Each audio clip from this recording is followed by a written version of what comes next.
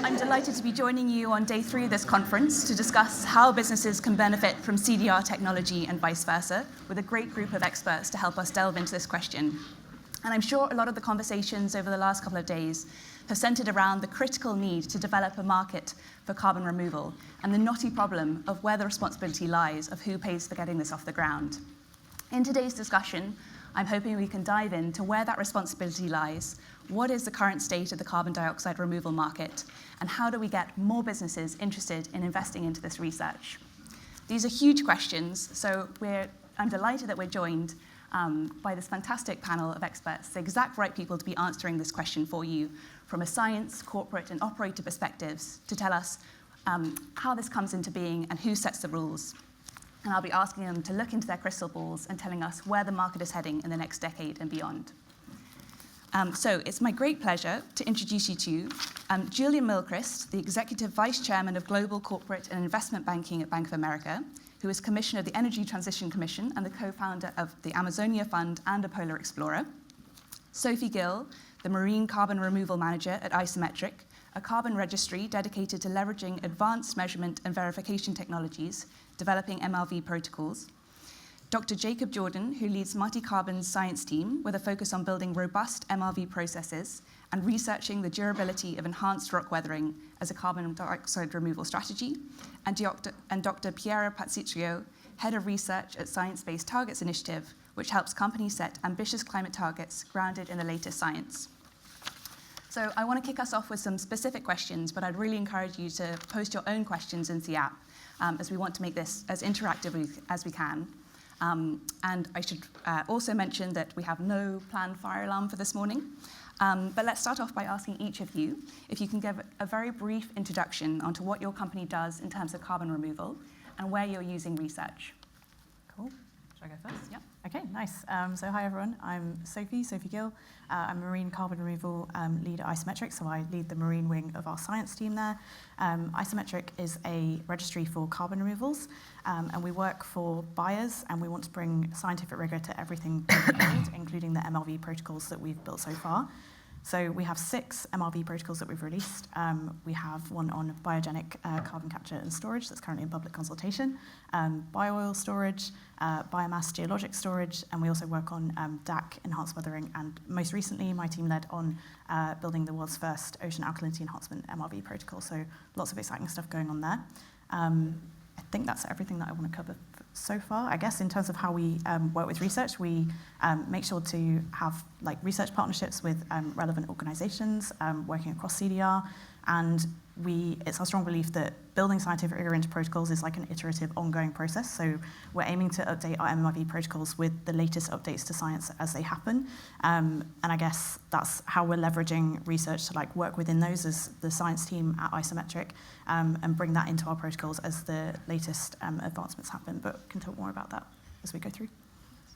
Great. So I'm Piera. I'm the head of research at SBTI, as just mentioned. So the mission of SBTI is to set ambitious standard for corporate climate action.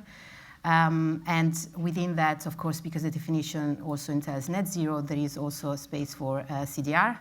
Now, as the term of SBTI says, there is also a research component of the work. And actually, the mission of the research team is to interpret and translate the best available science so that it can get then communicated and incorporated in standards. In terms of how we engage with the science community, well, we do have advisory group that review and advise the research output. Some of them are actually in this room as well. But beside that, we are also trying to organize workshops so that we can get all the opinion of the scientific community in the room, recognizing that CDR is an evolving space, and so there are no clear answer that we can then simply implement into standards. So that's Julian Mylchreest, Bank of America. A bit of context. So look, I mean, as we were really at the forefront of the sort of push in terms of banks saying, look, let's really expand what we're doing in the whole energy transition space. That started with us establishing the green bond principles, which really we led that kind of program to actually develop the green bond market that's now being used extensively. And I think, look, I've been involved in the sort of wider energy franchise of the firm, leading it for the last 10, 15 years. I'd say, look, when you come to carbon capture, DAC, CCS, that's, I'd say, that really been the last 2-3 years we've really started to dig down and focus on it. And I think there's been a real shift in terms of the focus historically when we were thinking of our $1.5 trillion commitment in terms of mobilizing our own capital and other capital to the energy transition space. Most of that was going in green bonds, solar, wind, or developed technologies. I think the agenda is shifting, so we're not looking just at what do we do by 2050, but what do you do by 2030?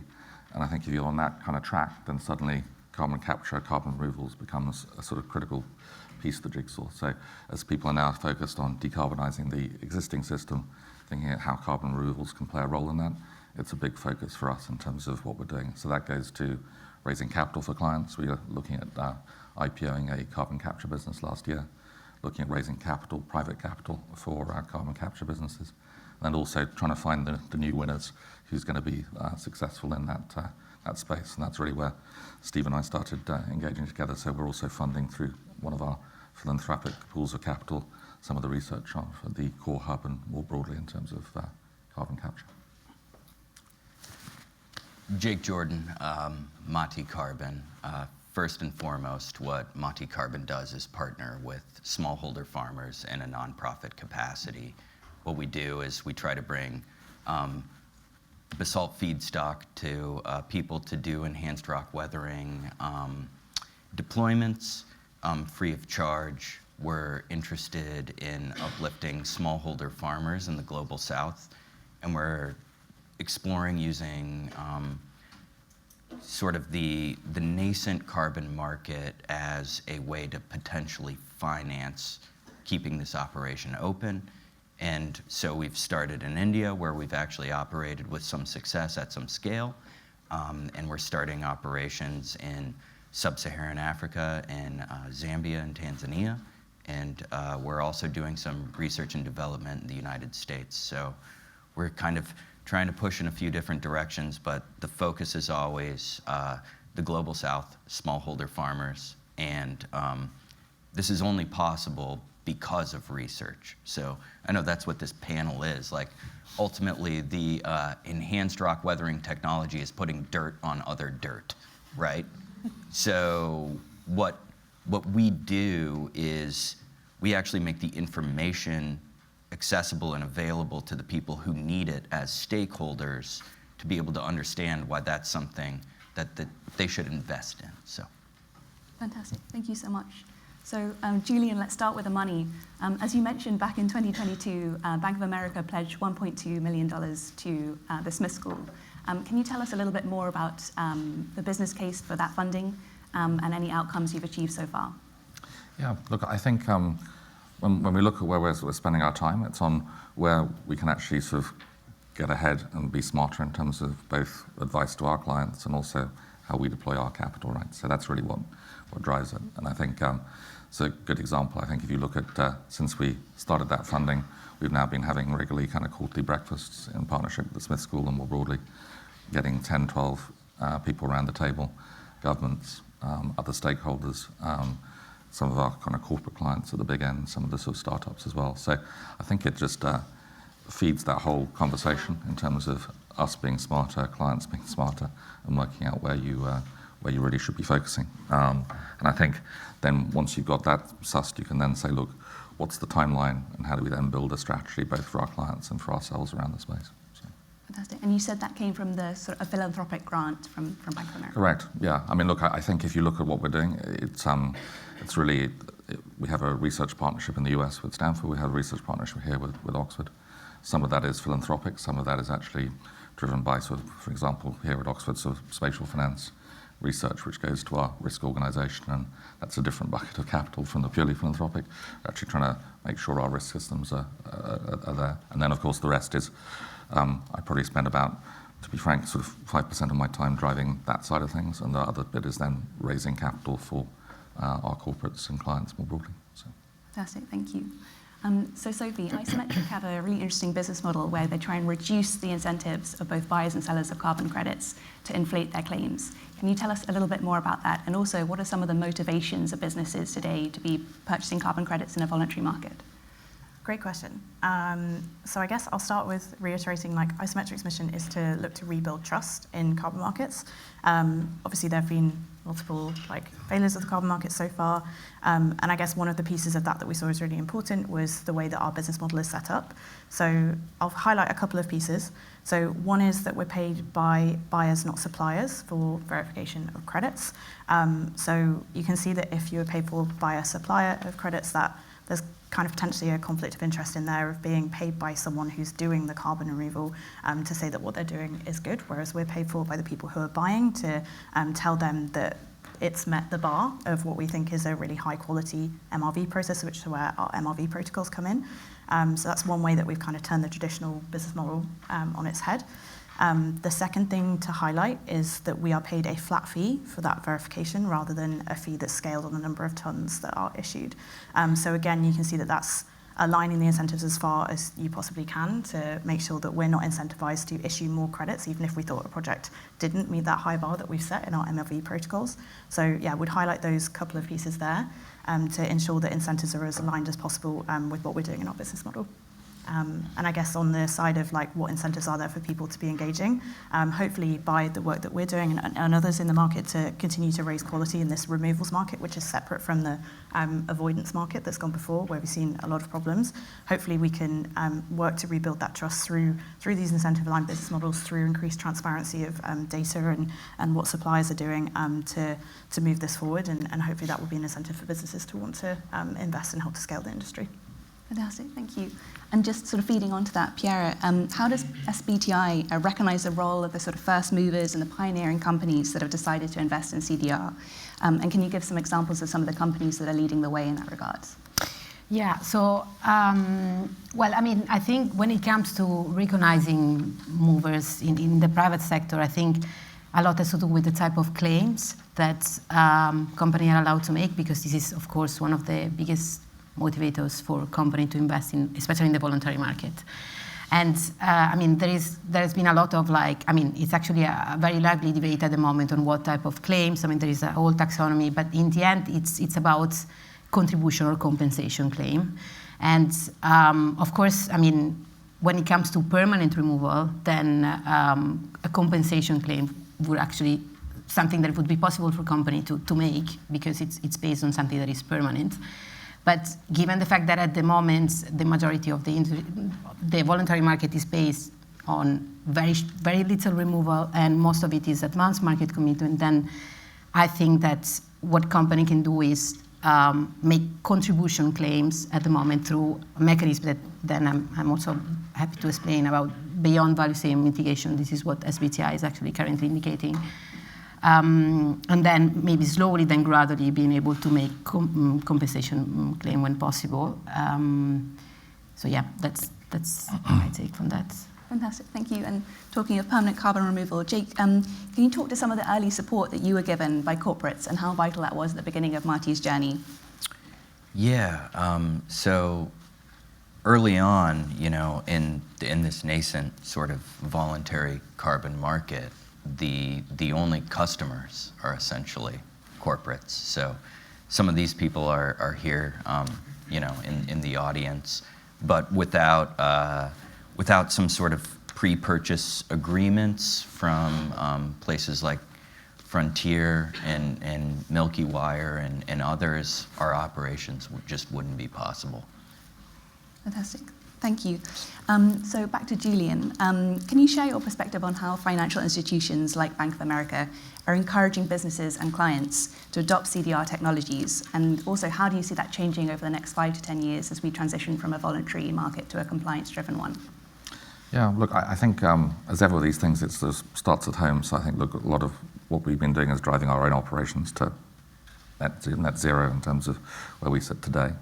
I think the other piece, which I think all corporates need to do a better job, and we're trying to push, is actually with our supply chain, actually saying, look, not only do we as Bank of America have to be in a certain place and on a certain glide path, but we want anyone that is in our supply chain in terms of who's working with us and supporting us on everything globally has to commit on that same basis. So those, I think, are sort of two key pieces. I think more broadly, you may have seen post the COP in Glasgow, there were commitments by all the big banks and asset managers to put out targets around how they were managing their own, what's called sort of financed emissions. So basically, we have a $60-70 billion portfolio of loans currently across the wider energy sector.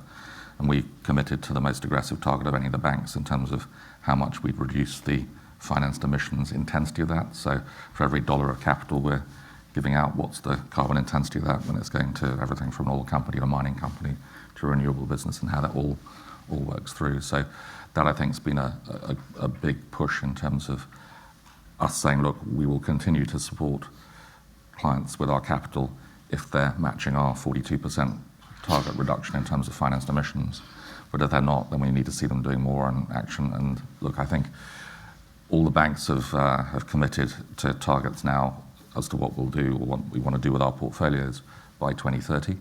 You're going to see us reset that again for what we'll do by 2035. I would guess we'll come under pressure to do that probably 27, 28, and that will kind of go again. So I think if you look at the sort of pieces of the jigsaw, I think there's those incentives that we're trying to put on our clients. And I think if in parallel with that, you get much better measurement and everything you've both been talking about, it means we can track that better.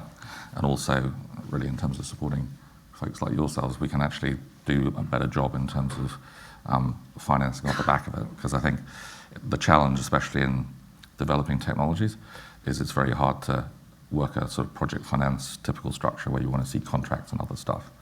So if you haven't got that, where do you look for? You look for something you can also monetize, which goes to carbon credits. And I agree with Jake, that market's working, but it's working at a small scale. If you want to really scale, you have to fix the sort of measurement and get a much broader market comfortable with it. So it's what we do at home, pressure we're putting in different ways on our clients and our supply chain, and how we work and advocate for a carbon price and then better measurement so that we can then do more, as well as just lending into cash flows we can lend against carbon credits. So what you're saying is the check's in the mail, right? Yeah. All right, cool. Small one currently. So Jake, on that, I have a very small question for you on how are you thinking about starting to reduce the cost curve for durable removal to under $100 a ton? Cool, thanks. You can all go home now.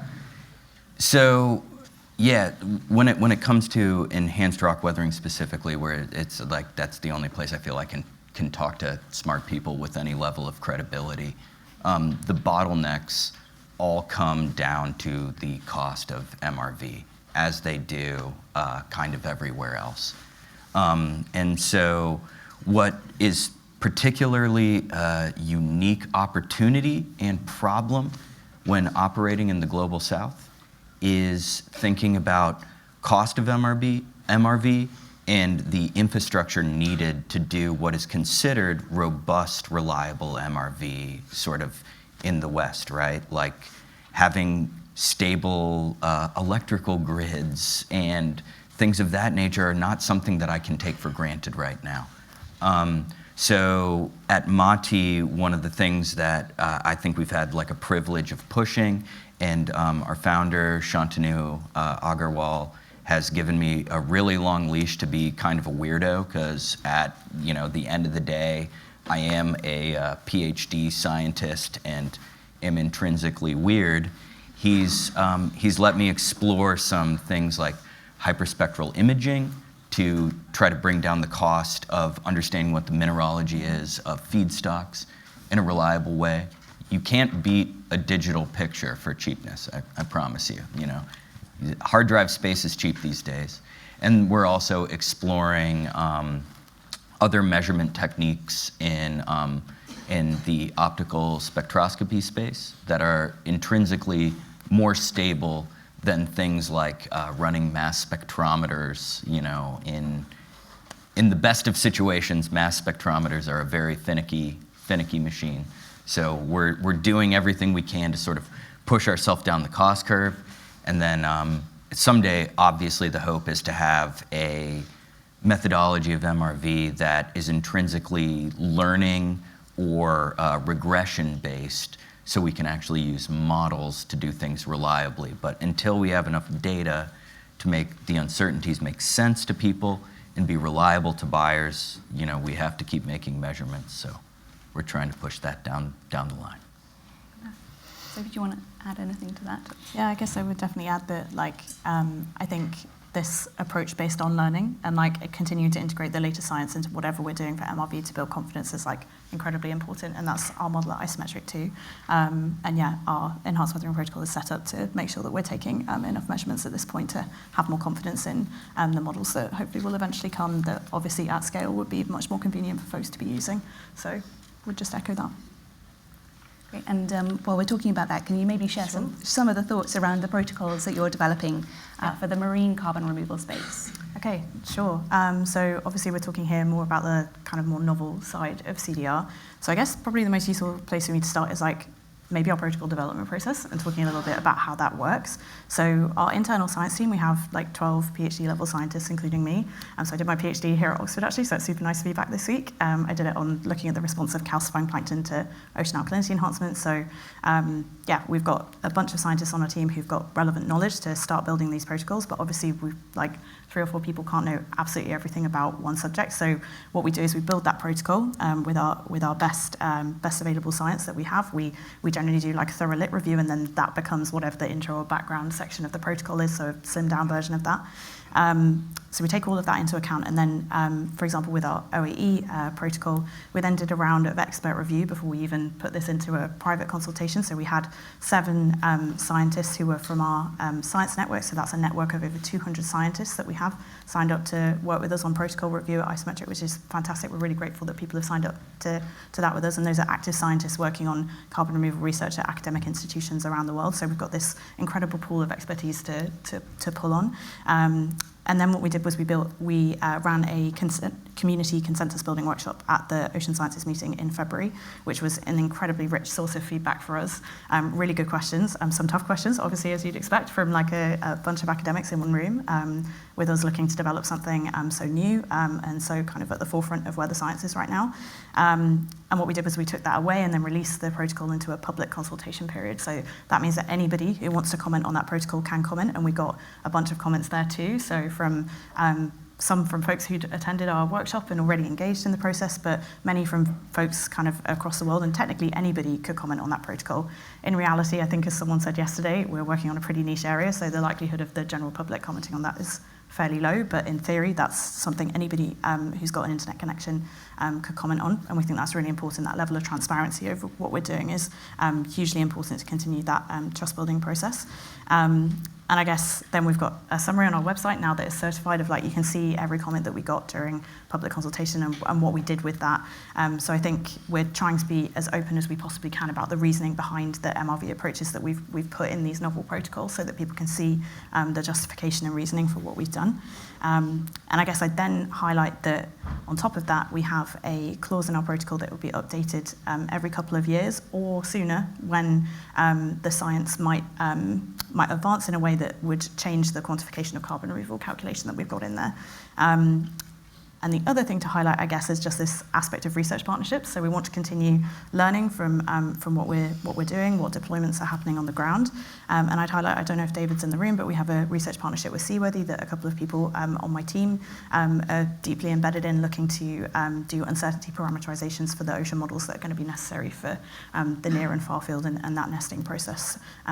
Because what we do is we take the most conservative uncertainty estimate for any quantification of carbon removal at Isometric. That's what's built into our MRV protocols. So continuing to bring that uncertainty range down and do better uncertainty parameterizations is incredibly crucial. So actively involved there to continue to improve. Really fascinating. And can you just give us a sense of the comments that are coming through? Where do the main sort of hesitations or worries lie? Yeah. How's that sort of laddering up to the bigger discussion? So I guess I'll probably share more on the marine side here, because I guess that's where the focus is. This would be different depending on which protocol we're talking about. On the marine side, I guess one comment that we get fairly regularly is on sensors and how sensors can be best used in this work. It's a challenge known in the oceanographic community that sensing directly what's going on in the marine environment, having enough coverage of sensors is incredibly challenging. So how we integrate that into these novel projects is really important to think about. I guess I'd kind of echo what's been said quite a lot through this conference, that doing kind of near-field measurements is possible, where signal is potentially large for coastal alkalinity enhancement projects, where you might have a point source going into the wider ocean from there. But then once you get into the near and far field, that's not going to be realistic. So we have to think about the way that models can give us confidence in quantification of carbon removal in that sense. So we do get comments along those lines, kind of looking for places where we can further outline the justification for why we might have chosen a particular nesting model approach, for example. But many comments might be asking about as well why we have picked a particular measurement regime for some of the environmental monitoring pieces too. But happy to dig into any of that if people have got specific questions, but don't want to take up too much time. That's great, thank you. Thanks. But Piera, the SBTI have had a bit of a rough ride recently, both in terms of its approach to the standards for companies pledging to reach net zero in the realms of carbon removal and the use of carbon credits. What is SBTI's current thinking about how companies should balance the strong focus on cutting emissions whilst also stimulating demand for carbon removal in the near term? Yeah, I think rough ride is an euphemism in this context. But yeah, joking aside, I think, okay, so the short answer, I'm going to give you a short answer and then a longer one. So the short answer is keeping emission reduction and CDR intervention separate. The long answer is that SBTI always refer to the mitigation hierarchy, which is what has been proposed in the net zero standard, which is that corporates need to reduce their emission first and foremost, do as much as they can, and then neutralize their remaining residual emission with permanent CDR.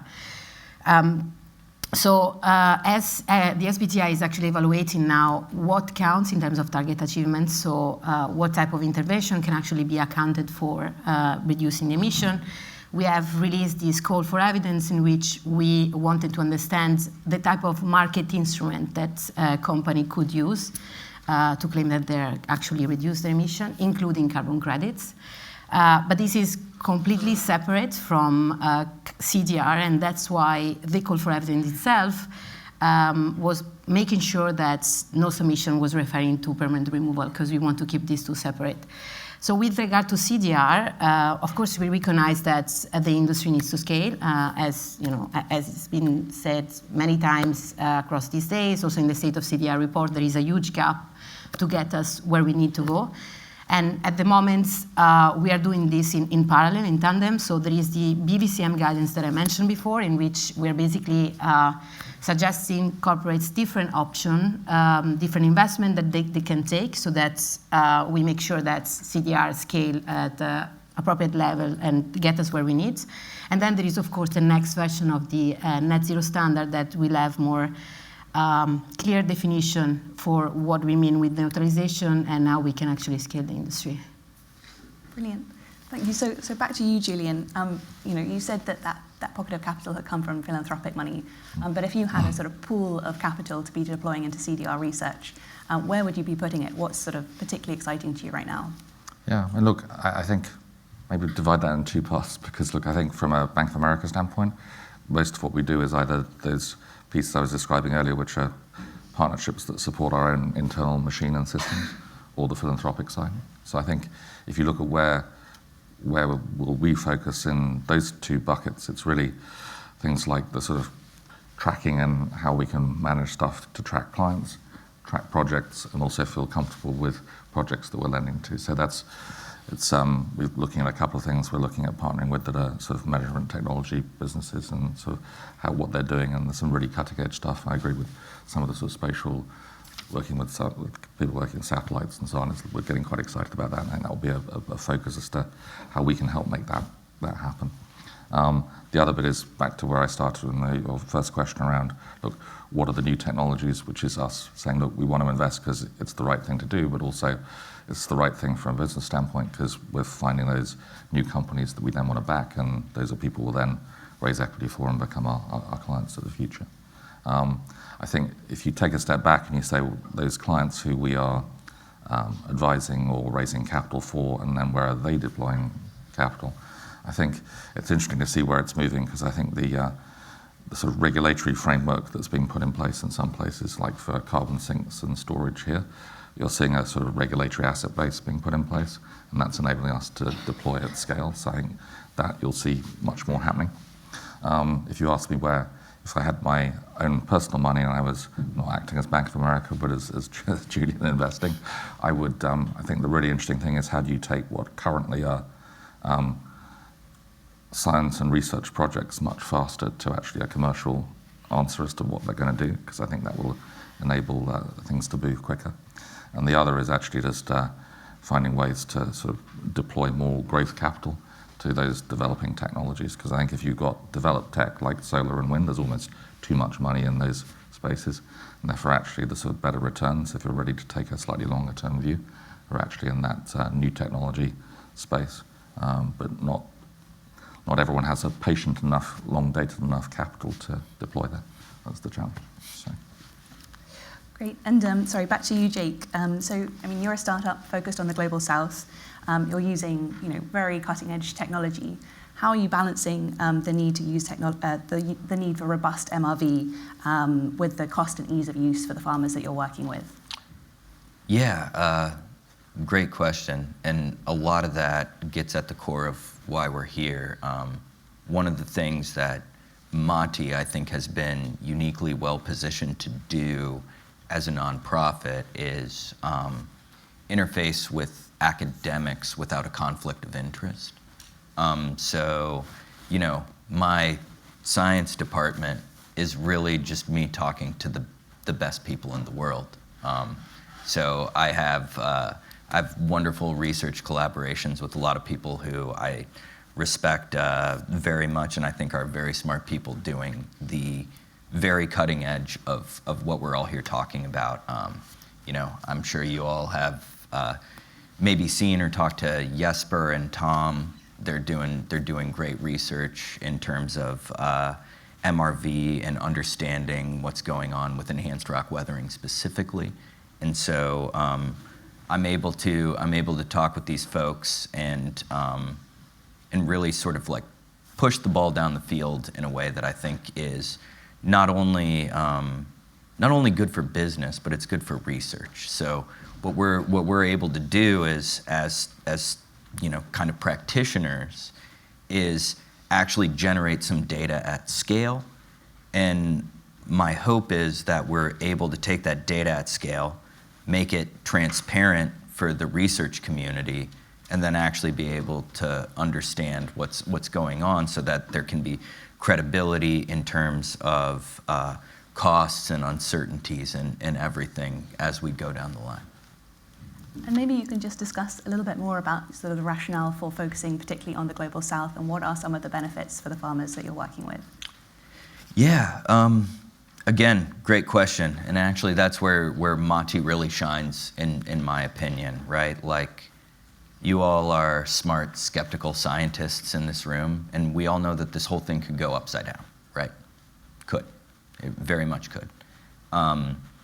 Our sort of agricultural interventions in India so far, in some of the poorest states, where people have planted rice year after year after year with no agricultural inputs, have yielded on average about a 20% increase in income for the smallholder farmers based on yield increases alone.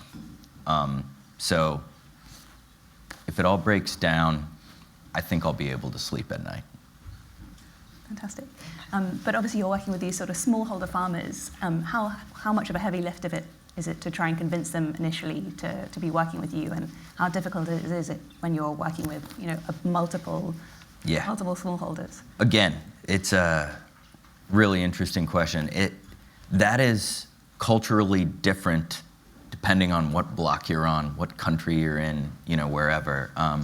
So we've had overwhelmingly positive feedback from farmers, mostly because, their income goes up, so they're pretty into that.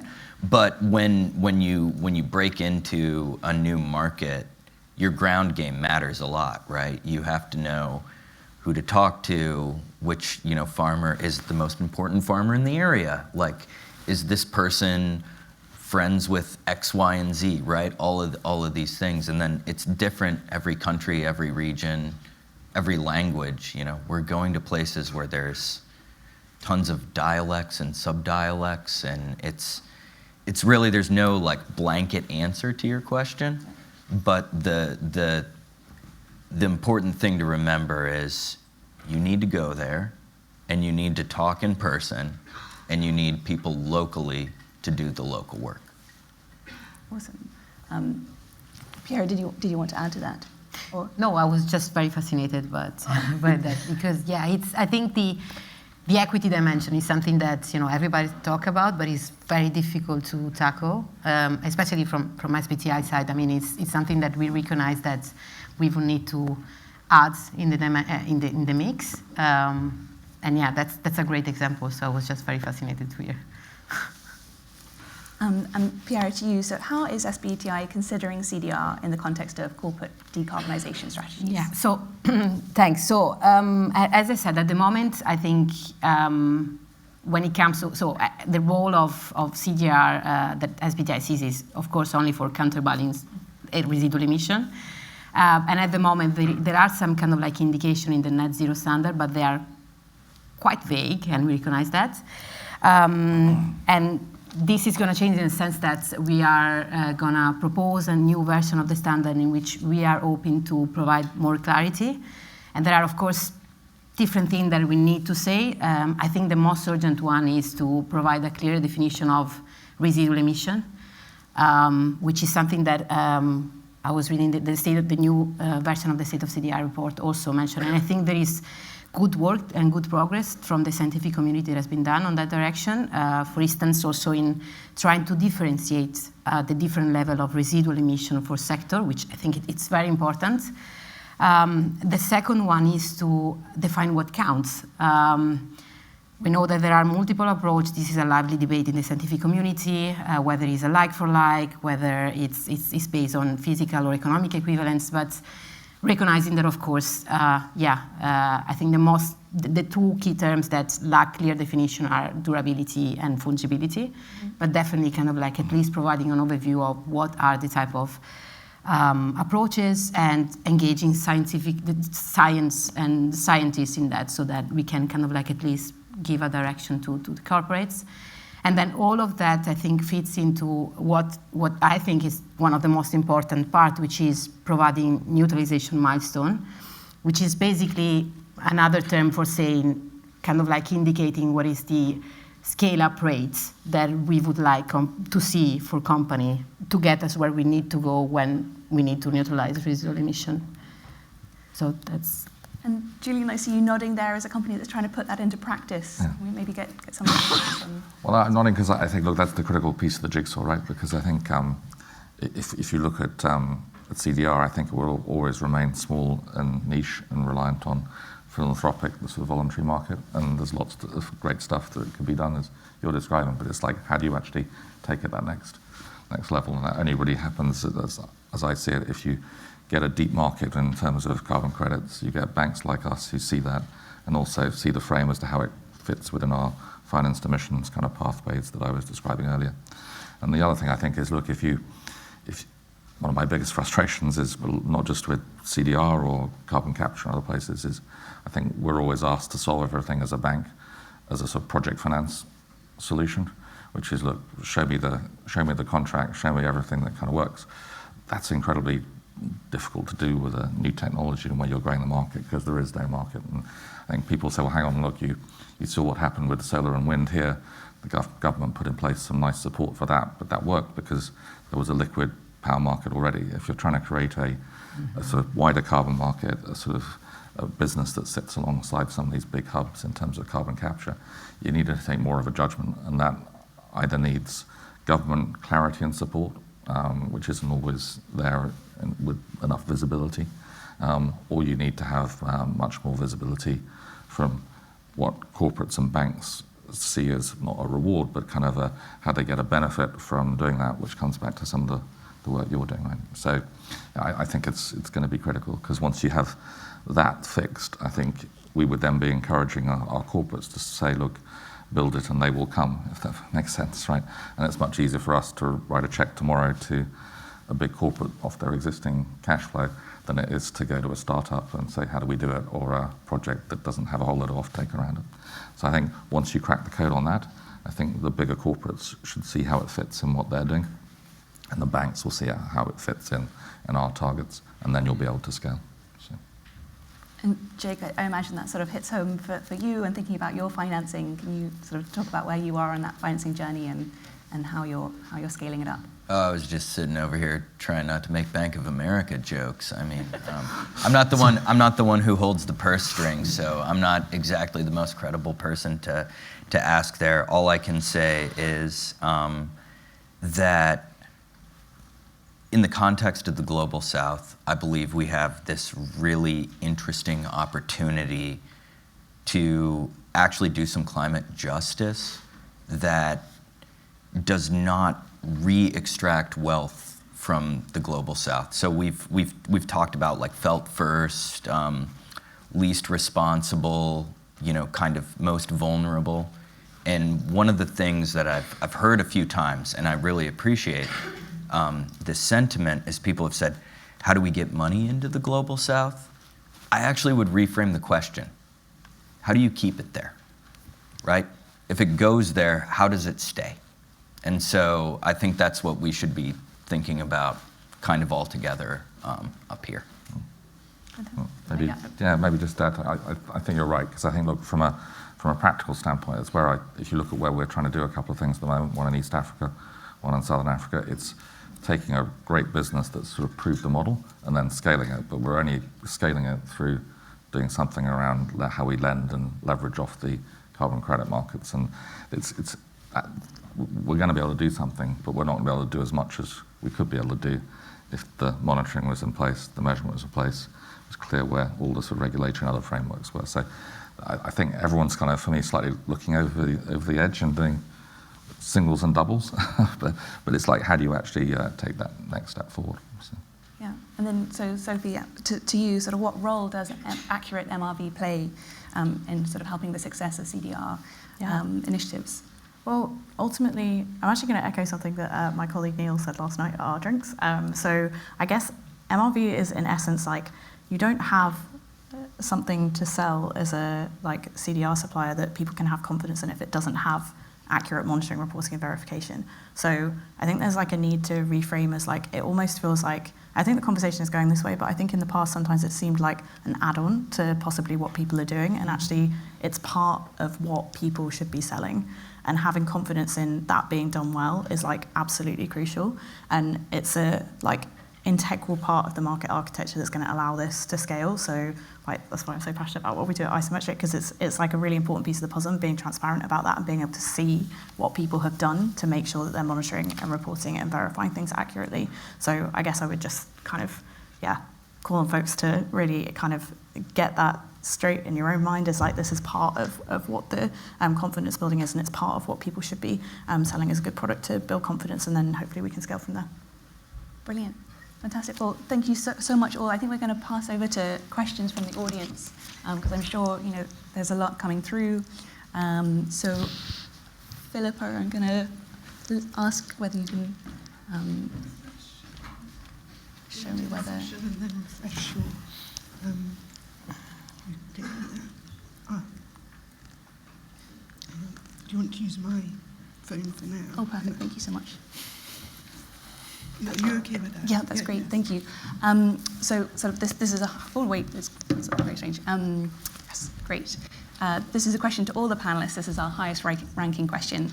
What's the one subject area or skill set where you would wish research community would produce more experts? It's a great question.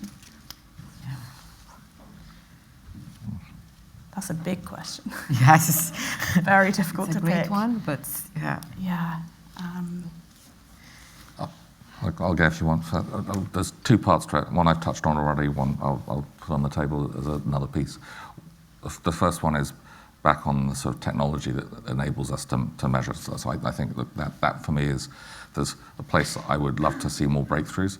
It's stuff that enables us to do stuff better in that respect, right? We were talking on our prequel around this great business that we're looking at helping, which is doing carbon capture out of water with granules and then tracking that through. It's great technology, but how do you actually take that the next kind of piece? It's down to, again, how do you track that? How do you monitor it? So that I think is one key area I'd love to see more breakthroughs. The other thing, because it goes across everything we see, and I've just seen it happen with a wonderful bit of battery technology we're now raising capital for, and it's going to operate at sort of plus 40 degrees, minus 40 degrees, longer life. Brilliant breakthrough in terms of battery technology. You know, it's that same thing. What drives the cost curve down in CDR, and kind of that for me is the other bit. Those are the two places from a banker's standpoint. Help me monitor better and take the costs down so that we can actually see the project drive better economics. So. Yeah, it's a great question. I mean, I actually have a list of things that but like beside those that I just mentioned about, residual, like more clarity on residual emission and also on what counts in terms of CDR. I think also granularity, I'd say. So, you know, for instance, SBTi use a lot of IM scenarios to back their analyses and so on, but one of the main obstacles is really about having scenarios that are like more granular, either at sectoral level or at regional level, and that can kind of like also say something about sustainability, like in terms of like SDG and some kind of like more sustainability barriers. Because then, of course, when it comes to translating this into corporate climate action, then there are a lot of like more nuanced and details answer that we need to kind of like give, or direction that we need to provide. So yeah. Yeah. I mean, I would definitely echo what other folks have said, and I also have a long list of things that I could talk about here.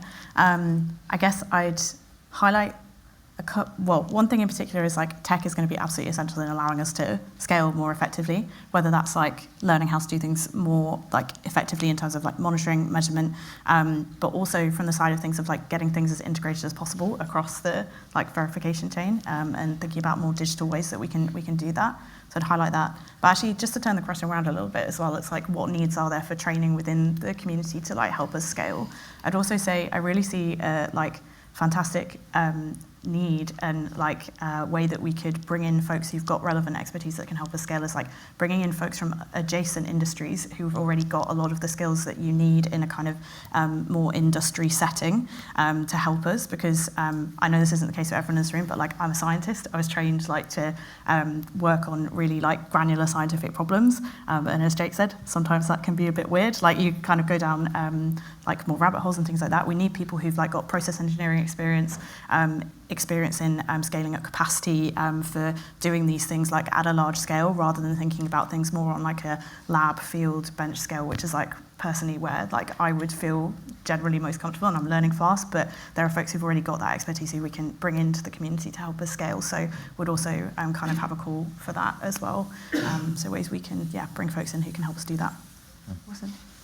I think the core of this question is how do we get the most productivity out of the people we have right now, right? And I think a huge missed opportunity is education for women in the global south, and something that we should think about a lot, especially when we're talking about land use management and who's actually managing lands. A lot of times it's women, but you know, maybe legally we have to go ask their dad or their husband for permission to do what these people are actually managing themselves. So just a little food for thought there. I think empowering women in the global south, understanding how the culture of these farms actually works if we're going to be interfacing with them en masse, and moving on from there. So I think it's a massive inefficiency. Yeah, no. Oh, I just want to come back to your comment, because I think that joining the dots, I think, is a real critical kind of piece, and we're not always great at it in the banking world, but I kind of I did a piece of work for on a panel for the UK government with looking at what the UK government been funding in terms of CDR projects, which we worked on for a little bit. And came away from that fantastic projects, but they weren't all talking to each other or thinking what the wider opportunity could be, right? And one classic one I took away from that was there was some fantastic kind of peat projects that were being looked at, and then in another room the following week with people talking about sustainable aviation fuel, and they had the feedstock. And look, well, if you could join those two conversations up, and that they're happening in parallel as opposed to being put together, suddenly you'd be able to scale that peat redeployment much better. So I think getting people to operate outside their silos and work out how you join the dots, I think will make a massive difference. Definitely. And just to come back to Jake's point as well, how do you see that chain reaction of, you employ a woman within Matty Carbon? Like, what is the chain reaction there? How does that scale up? I couldn't say at this point, but what we want to do is we want to make sure we're working with the people who are actually doing the work. Mm-hmm. That's all I can really say.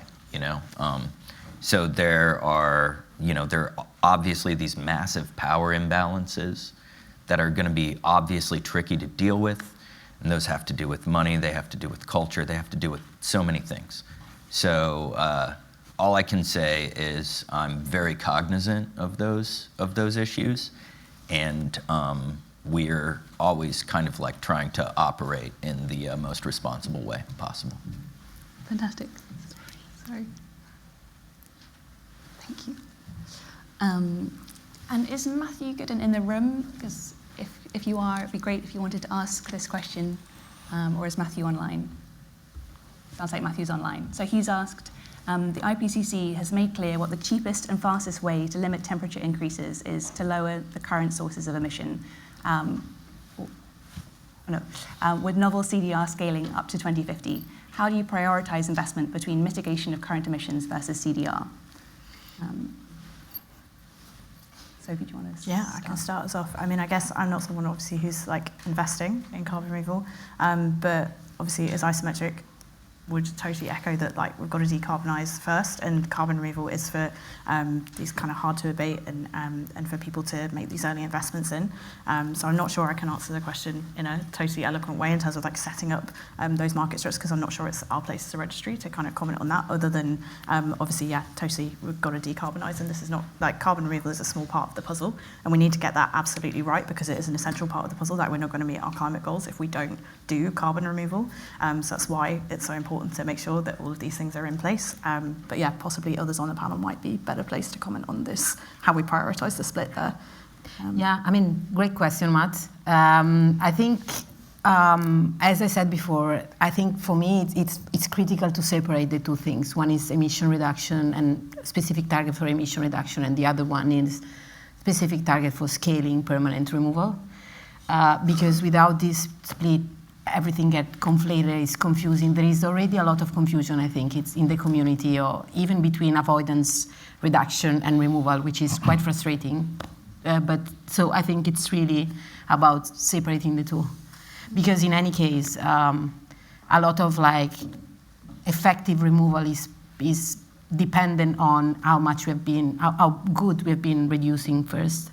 Otherwise, yeah, we need a clean energy system in any case in order to make CDR effective. And from an investor perspective? Yeah, look, I think in a lot of conversations there's too much of either or rather than and I think that the reality is we need to do everything, right? And I mean, you take a step back, you look at what are our two biggest thematics that we have investors engaged on Bank of America across our system globally. One is AI, and the other is the energy transition. And you look at the exponential growth of AI, no one's really factored in, I think, yet into demand targets, how much pressure that is. We're already missing targets. And that's not without I think there's going to be exponential growth in AI and data center and demand usage on that. So it's going to put even more pressure on everything. So I think that, plus also, I mentioned it earlier, I think there's a in a good sense, I think now a focus on what do we do by 2030, which if you divide it into building the new energy system, you start building a wind farm today, it's going to be operational early next decade, right? you actually do something that's on sort of carbon removals or decarbonisation, that can have an impact pretty short term, right? So I hope the conversation's becoming not just how do we green the new system, but how, given we're probably for wrong reasons going to be living with the existing system for longer, given those AI and other pressures, we should have our foot to the floor on decarbonisation of existing system, and also seeing how we can really scale CDR and not make it niche, because I think we'll need more of it than we expect. So. I like the phrase you used at the beginning, we got to do everything right. And I think part of doing everything right is understanding and actually verbalizing what is a just energy transition for the global south. Because, you know, we're going to be able to sit back here on our nice chairs at Oxford and say, like, oh, we've got air conditioning and our electricity is clean now. But what does that mean in Uttar Pradesh? Mm-hmm. Yeah, just a question. So leave it there. It's a good question. I'd love to come back to it. Is Matt Isaacs in the room? Great. Matt, would you like to ask your question?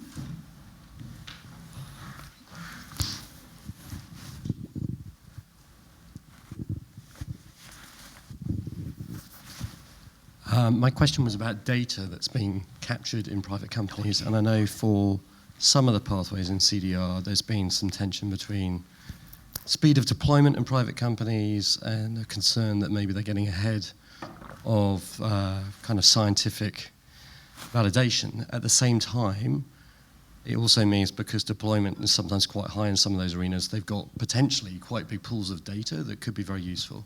So my question is, what mechanisms would help better collaboration between private companies and the scientific community to further the science?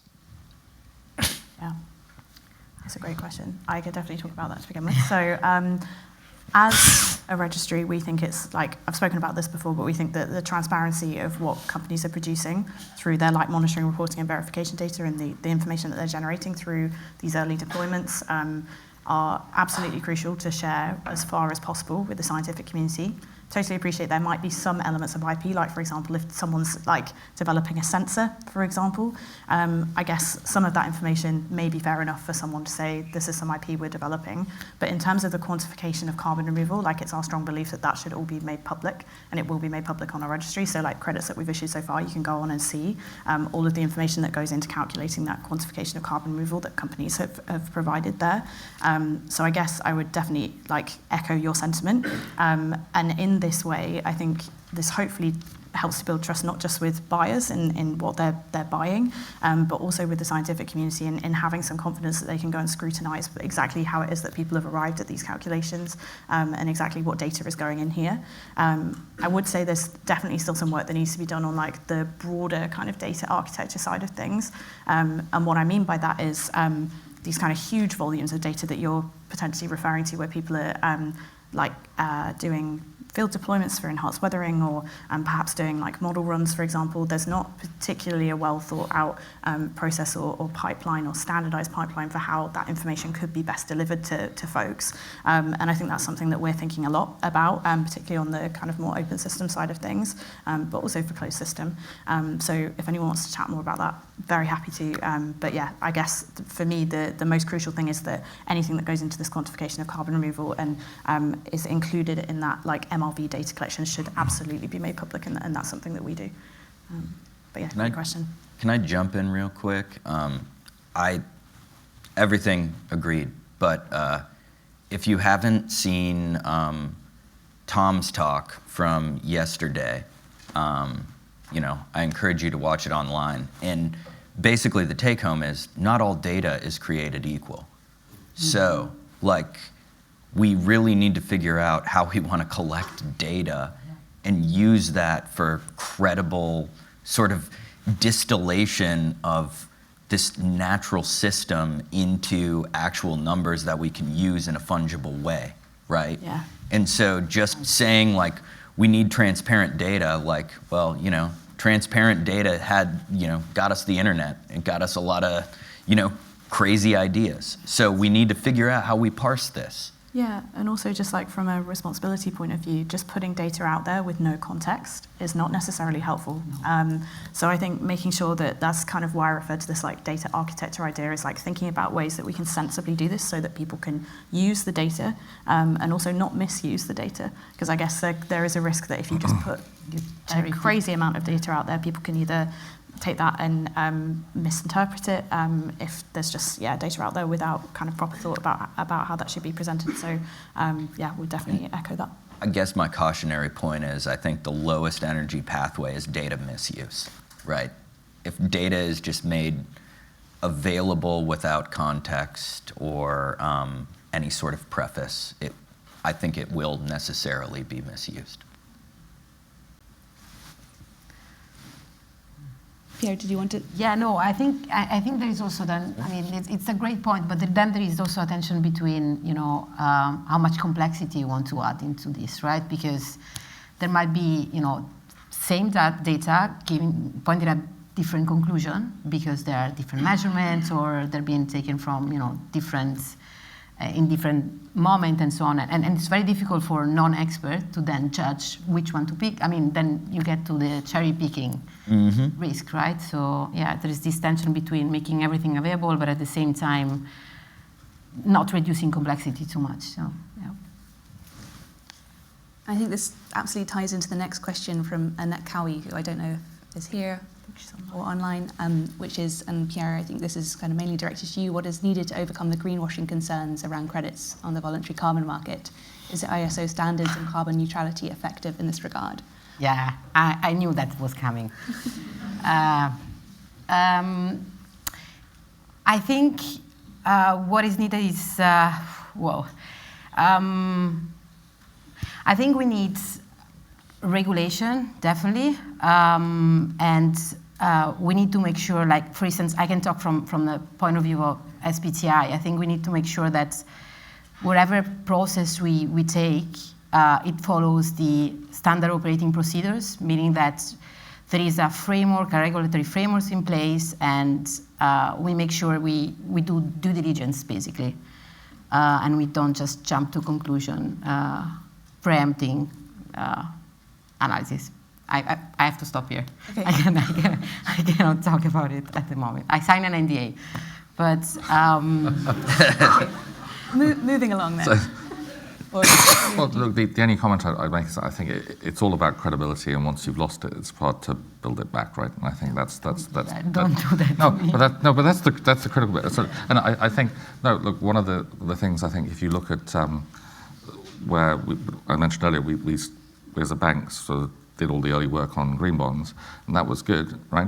But then you look at what was then set as targets. The targets were, frankly, not tough enough and not stretched enough, and it started to then like, well, actually, these are too easy to hit, and I think the market, in a good sense, has now got to a point where, regardless of whether it's a green bond or a transition bond or something else, the market expects a wider wrapper of what you're doing, and you can put like 3 or 4 near-term targets in. That's no longer enough. It's like, what's your wider strategy and the frame around it? So I think at one level, I agree, everything needs to be sorted out in terms of the granularity.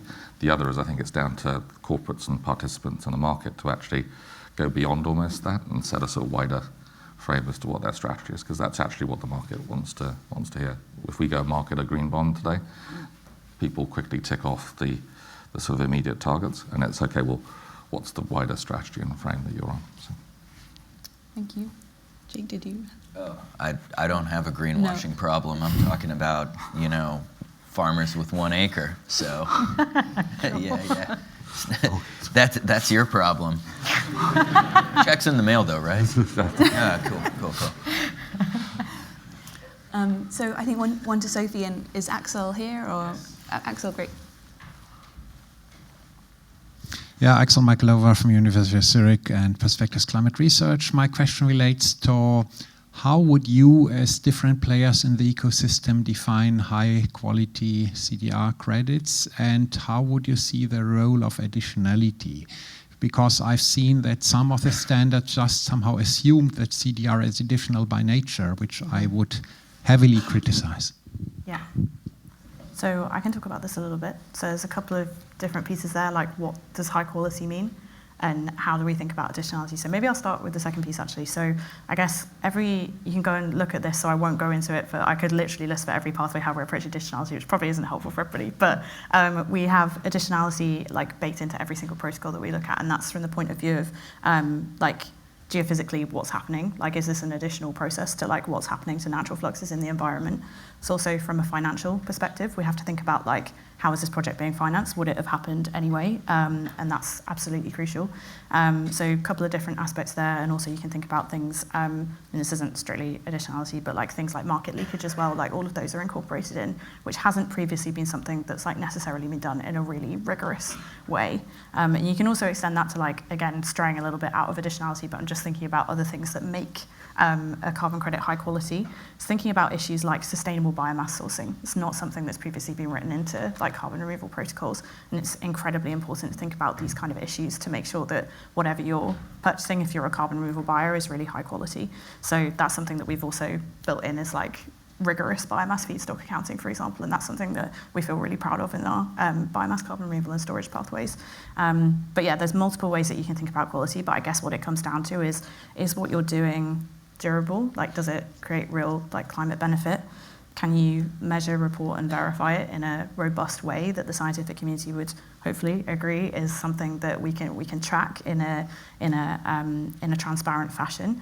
And also, is it something that we can hopefully scale up as well? I guess like that's maybe straying a little bit further from quality, but it's really important to think about, like, is this something that can provide us with like meaningful climate benefit that isn't going to be completely cost prohibitive to do in the longer term too? So I'll pause there because I'm sure other folks want to comment on this too. Yeah. No, look, I think it all comes down to me to how do you set the sort of frame around things, and I think that data box is kind of critical for us to be able to do something on a distributed basis. What I do think, though, is one of my frustrations a little bit is everyone says, look, the market's not perfect, right? There's still, to what you were hearing from Jake, there's actually a lot of stuff that could be done if you were able to actually distribute it without a sort of little box around it that says this is perfect, right? And so I think at the moment, when I look at it, it's not moving fast enough, or is a little stuck, because everyone's saying, I want the perfect box around everything.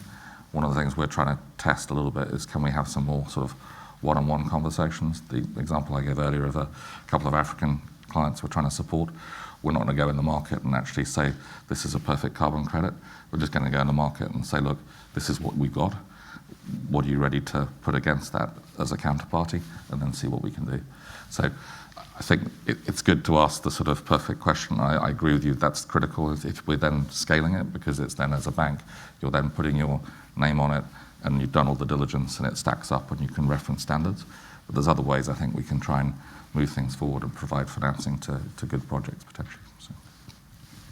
Yeah, thanks for teeing me up there. I think one way of thinking about this is that we're going to have to optimize cost risk for buyers against the cost of MRV. Mm-hmm.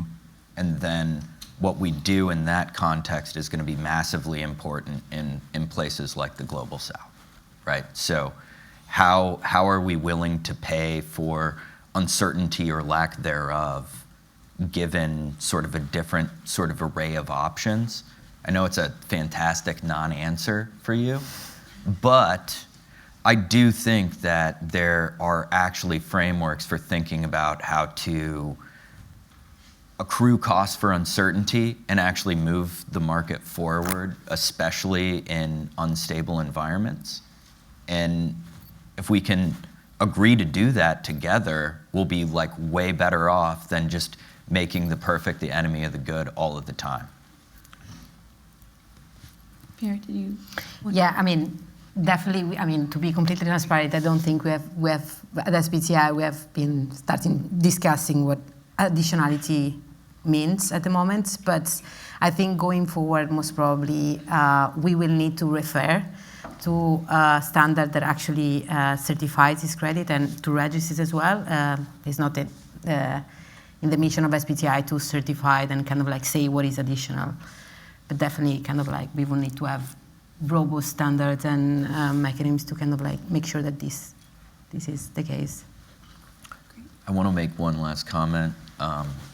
There are some places where, for better or for worse, everything you do is additional, right? So US and EU aren't necessarily great examples of that, but some of the places that I've been recently, any sort of action, for better or for worse, could be described as additional. Yeah, that's a great point. Is Miles here? Miles Allen, are you around? Great. How do we encourage both voluntary and compliance markets to embrace the idea of like-for-like compensation in removals and sources? So geological sinks for geological sources. And I had a little extra question, which was, what are the unavoidable emissions of Taylor Swift? Did you know that I'm from Kansas? So this is a Qualifies you to Travis answer that Kelce question. Is that what's happening?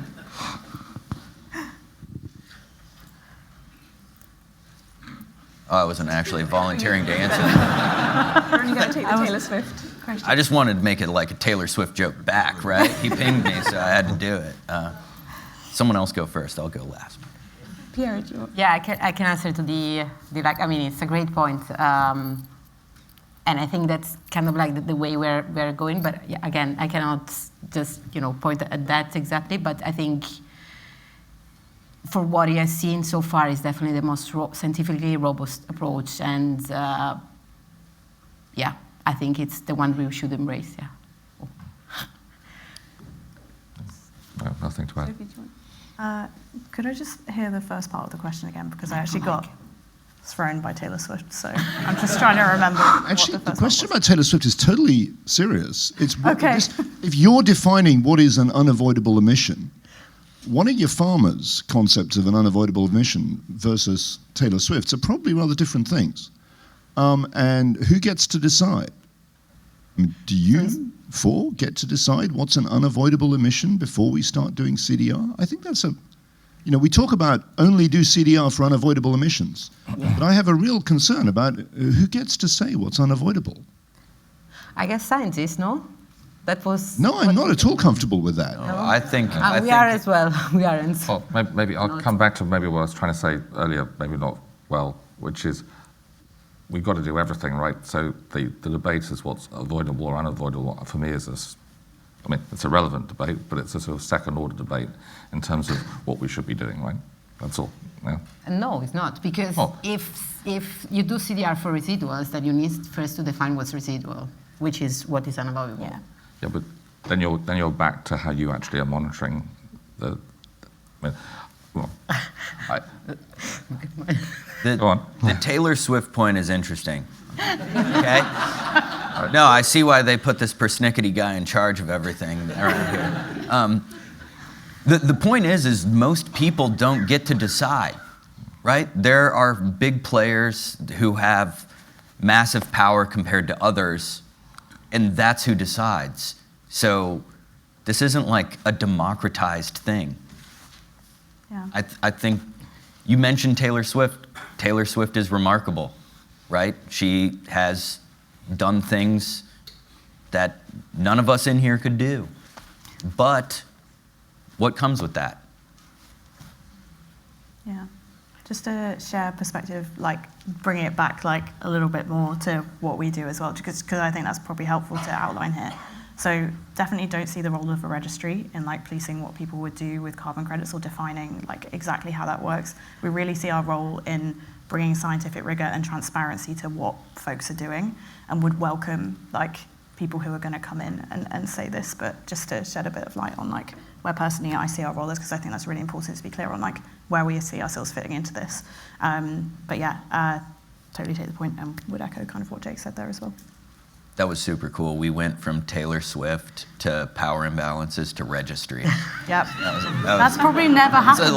It's a very natural triangle. Yeah. I'm sure Taylor Swift herself would be fascinated to know. She's watching online, right? Yeah, she's on that. Yeah, where's her question? Yeah, I want a question. And one to Sophie. So David Ho's speech yesterday, he's basically said marine CRD is impossible. Do you agree with him? I mean, I'm not sure he said that marine CDR was impossible. A measurement scheme for marine. Oh, a measurement scheme for CDR was impossible. Is Michael White here to ask the question better? Michael.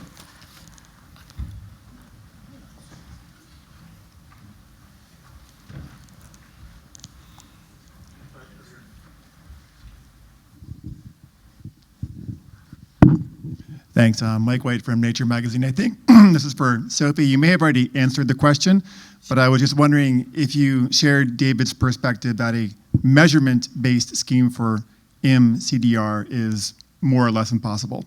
Yeah, it's a really good question. And I guess, in essence, yes, I think I'd be denying reality if I said that it would be possible to measure every aspect of what's going to happen in the ocean. And I guess the reason for that is we're working, and I think this is something that David did highlight in his talk too, and I mean, I could talk for a long time about this because I think it's really interesting, but when you think about the ocean, we're talking about huge spatial and potentially temporal scales for this stuff as well. Measuring that, even just baselining and getting really good oceanographic measurements in general is something that the community has been working on to improve over many, many years. So anybody who says that doing a completely measurement-based scheme for marine carbon removal would just be wrong, in my opinion, and I think David's as well. But I guess I would say that there are hopefully some exciting advances we can make to help us to make really good measurements in the near field, because there are definitely challenges around the sensors that are available right now, and what getting a bit technical here, but what components of the carbonate system we can most accurately measure, because that's a key piece of the puzzle for making sure that we do, particularly for approaches like ocean alkalinity enhancement, where you're looking to make these interventions in the carbonate system. For example, it would be totally revolutionary if we had a total alkalinity sensor, and that would really help us, and I know there are folks working on that. So I guess, yeah, there's definitely some work we can do to enable a really rigorous and robust measurement regime in the near field, particularly if you're thinking about coastal point sources of alkalinity enhancement. But yeah, in the far field, we're always going to have to rely on models to tell us about that. And I should say as well, for enhanced weathering, the eventual aim would be to work with models that have been extensively well validated against data. So there's also a piece to think about how we can best validate models and come up with really great tools to tell us about CDR efficiency in different areas of the ocean. But yeah, would just highlight that spatial and temporal reality of what we're working with in the ocean. But great question. Just earlier, Steve had mentioned that we might have the capabilities to do a poll, so I thought for the last question on who gets to decide, that might be a poll that we can put up before the end. But in the meantime, a question to you, Julian, from Corey Myers. Great.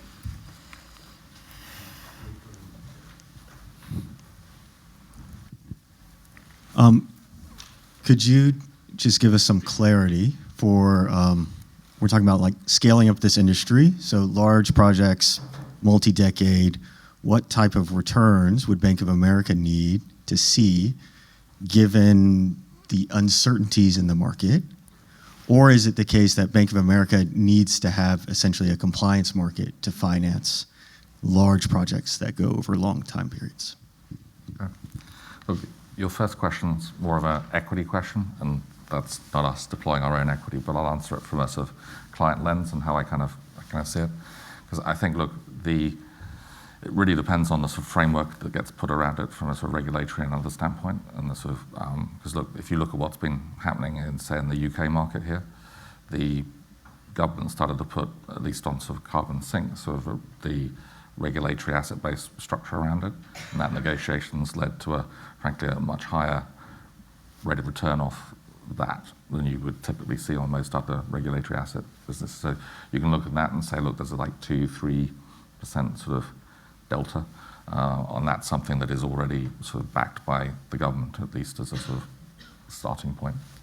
And most people that are looking at those businesses are then saying, look, they are adding value either to their own businesses in terms of removals, or they're looking at them building that into a business as a service going forward, which they'll earn again, you're back into somewhere in that 15 to 25% rate of return. So, and I think the less structure there is around it, and the more it's a judgment on build it and they will come, you're going to be at the upper end of that range, not the the bottom. From a sort of lending standpoint, look, I think we will lend on a kind of normal basis once we've got a clarity as to what the sort of framework is, which comes down to look if there are good quality off-takers.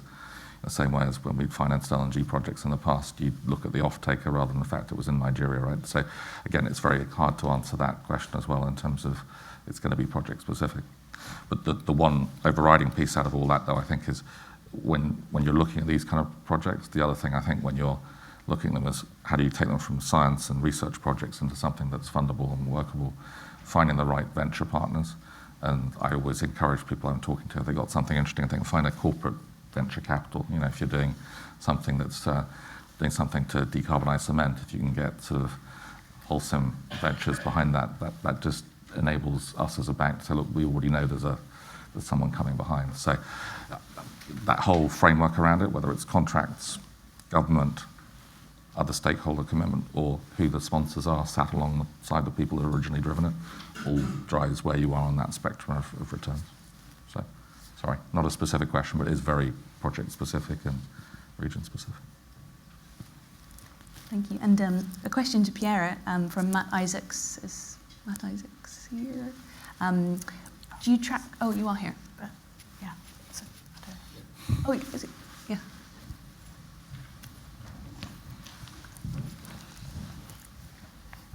How come everyone who asks questions is always in the middle? You know? I know, it's very unfortunate, isn't it? I was just wondering whether you track what percentage of your certified companies are actually engaging in CDR and buying CDR credits.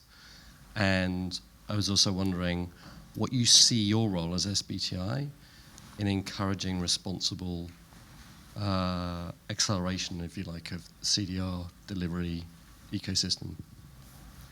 That's a great question. So with regard to the tracking, I mean, I don't have the answer at the moment because I haven't had a look at the dashboard.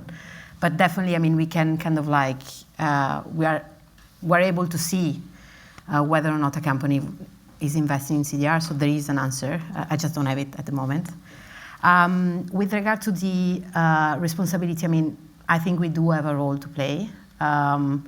And as I mentioned, I think there is this kind of like equity and justice dimension that, I mean, are you talking about the equity and justice dimension or more with regard to like sustainability and from the environmental perspective? Both, I guess. Primarily from a climate perspective. Yeah. I mean, from a climate perspective, I mean, yeah, I mean, I think the role of, our role is actually to make sure that, you know, we deliver what we need to deliver, right? So that we are kind of like, we are really actually reducing the emission, and that whichever investment that the corporate do in CDR is actually effective and is happening. And that's why we are these kind of like reporting in place with regard to the emission reduction on one side, and on the other side, we want to make sure that whatever we define as CDR is backed by science. In terms of like, you know, are we going to assign a fungibility between emission reduction or not? What is durability, and so on. So that's how I see that. I think my question was very specifically about accelerating the CDR. Yeah. So your role in the emissions reduction, I think, is really clear. Yeah. And if we think out to 2050, yeah, and a scenario where zero emissions are yeah, balanced by some level of responsible carbon removal, the growth of that carbon removal component, I'm asking what's your role in growing that component? So that's what I mentioned when I was talking about neutralization milestone, right? So I think we need to, SBTI needs to define how this pace, scale-up pace looks like. But before that, we need to define what's residual and what's CDR. Because that's, yeah. Sorry. Yeah, good. No, that's great. Duncan McLaren, are you here? Sorry? Duncan's online. Might be online, but okay. Then he's asked a question for Sophie. I can see the problems in aligning certification incentives with producers, but in existing carbon markets, Are there not equally big problems in aligning buyers? Who wants the cheapest credits, not necessarily the best quality?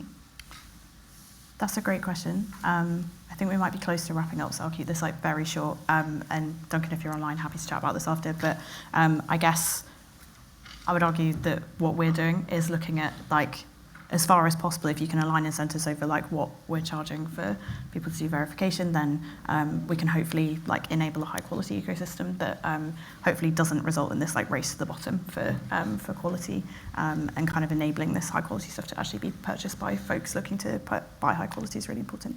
So I'll pause there because I think we're Fantastic. wrap up. Just to add, we have got the poll up now, so thank you. So if you can see where the live Q&A is for the session, we've added a poll for who do you think gets to decide what constitutes residual emissions. We'll just run that over the coffee break, and it'll be interesting to see what the results are. I'm sure we can share them a little bit later. But I think at that point, it's probably a good time to wrap up and let you all have coffee. I just want to say a massive thank you to Louisa and all the people we've had on the panel for a really, really fascinating discussion. So if we could give them a quick round of applause.